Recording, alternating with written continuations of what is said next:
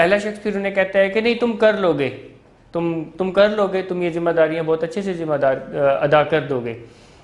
तो दूसरा शख्स उन्हें कहता है कि तुम्हें कैसे पता कि मैं ये जिम्मेदारियां अदा कर लूँगा। तो पहला शख्स फिर उन्हें कहता है कि अगर तुम सोचोगे कि तुम कर लोगे तो फिर तुम कर लोगे। मेरा मशवरा है कि तुम हर दिन के आगाज़ में कुछ बड़ा सोचो, कुछ बड़ा करो और अपने आप को बड़ा समझो, तुम डेफिनेटली कर लोगे।